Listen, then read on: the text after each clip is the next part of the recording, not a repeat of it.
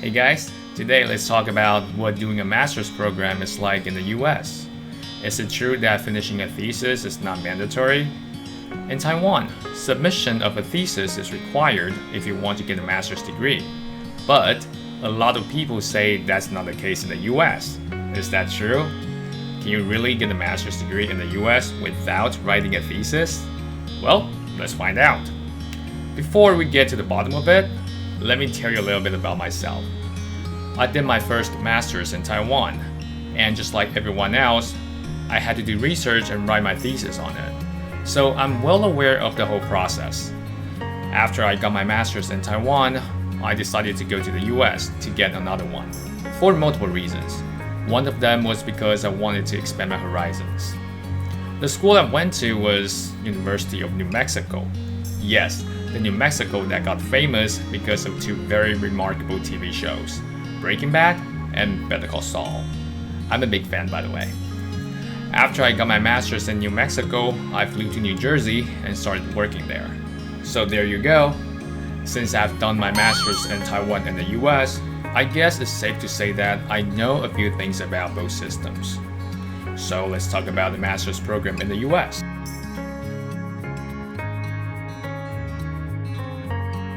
Unlike most master's programs in Taiwan, where writing a thesis is the only option, master's programs in the US usually offer multiple plans.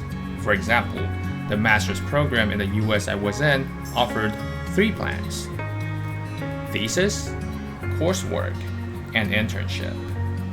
The thesis plan is just like what we're used to in Taiwan. You will have to submit and defend your thesis before receiving the master's degree. The coursework plan is pretty self-explanatory. It's just like when you are an undergrad. You pass the courses with a high enough GPA, and then you will get a degree. You can get your master's degree the same way in this plan. Lastly, the internship plan.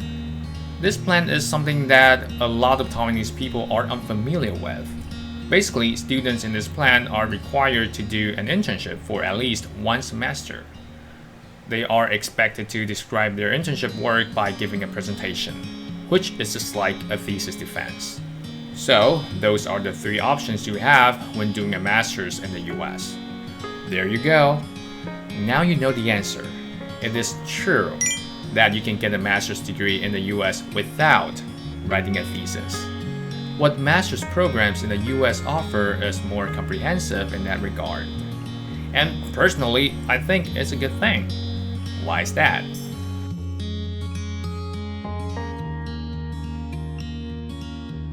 Imagine this. You are doing your master's in Taiwan. At some point, you realize your research is not going anywhere.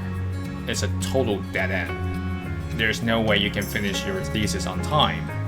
Since the thesis is mandatory, it means you won't be able to graduate on time. Or worse, you and your advisor just don't get along. It's gonna be a very, very bad situation. Because if your advisor doesn't like you, he could literally make it impossible for you to graduate. All he has to do is just not approve your thesis. And that means there won't be a thesis defense. Therefore, there's no way to submit your thesis either. You're basically screwed. Well, some people might argue that you can get yourself another advisor or something. But doing that means all the time and effort you have already put into your work will go to waste. So yeah, if you and your advisor don't get along, your life can easily become a living hell. And there is no really effective way to turn that around. But what if it's in the US? The thesis plan is a dead end now. What can you do? You can just go with a different plan. You can go look for an internship and graduate that way. Or just take a couple more courses to meet the requirements of the coursework plan, and you will still be able to get your master's degree. Your time and effort will not go to waste. And most importantly, your life will not be held back by this. You can graduate on time and embark on a new journey. That's why I believe the system in the US is better. Not everyone who wants to get a master's degree does it because they're in love with doing research or writing theses. Many of them, me included, just want to know if it's their thing. If they feel like doing research and writing theses are what their hearts want, great! They have found their passion there. They can probably switch to the PhD program and take it more seriously from there. Or maybe they realize that doing research is not their cup of tea. In that case, they can still get their master's degree by taking another route. The downside of our system here in Taiwan is that it asks you to jump in with both feet before knowing if doing research and writing a thesis is your thing. And if, unfortunately, it isn't, the penalties can be hefty. It is scary. That's why I believe you should have your options open when you're doing your master's. Because let's face it, when you are thinking about going to graduate school, you're most likely in your early 20s. How many people at that age can actually say for sure that they are committed to doing research and writing theses? Not that many. However, a lot of people might be willing to give it a shot. But if later on they realize it's not what they signed up for, in Taiwan you're probably toast. There's no other way out. But in the US, you will have another way out. Master's programs in the US are more like a phase in between. You spend some time exploring and figuring out what you want to do in the future. It doesn't have to be doing research. A lot of people want to get a master's degree not because they're passionate about doing research, but for some other reasons. Like maybe they can land a better job, or get a higher pay, or get promoted more easily with a master's degree. In the US, they can choose their plans accordingly. If you want to increase the chances of getting employed after you graduate, the coursework plan probably won't be ideal. Instead, you can go with the internship plan. That's what I did when I was doing my master's in the US.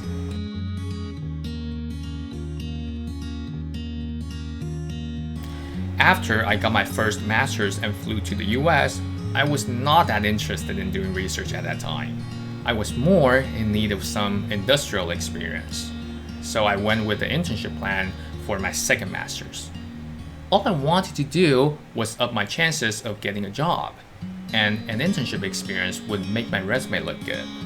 Well, some people might think the internship plan seems to be easier than the thesis plan. Well, not exactly. First, you need to be able to get hired as an intern. The process is not easy. It's just like any regular job hunt. You need to send out applications and do interviews. It was actually very stressful for me to get an internship job. I sent out a ton of applications. I didn't hear back from most of them. And like I said in this video, I was very poor when I was doing my master's. So I didn't have a car. That means any internship opportunities that required a long commute were out of the question. So my options were actually limited. It was really stressful. Just when I was starting to feel like giving up, I was finally lucky enough to get hired as an intern by a company within walking distance of my place. So it wasn't easy, and an internship job is just like any other regular job. There are work and goals that you are expected to accomplish. You also have a supervisor or manager. You have to keep them happy. And after you're done, you will have to set up a committee and give a presentation on your internship work. Yes, just like a thesis defense. So it's quite difficult in its own way, but it was worth it. Having work experience through my internship improved my resume and helped me get job offers. I got 2 job offers lined up already even before I graduated. So if you're someone like me who has more interest in having a better shot at getting a job after you graduate, then the internship plan will probably be more beneficial to you.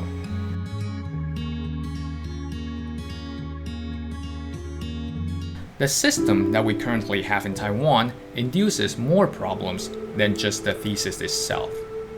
It gives your advisor all the power to determine whether or not you can graduate.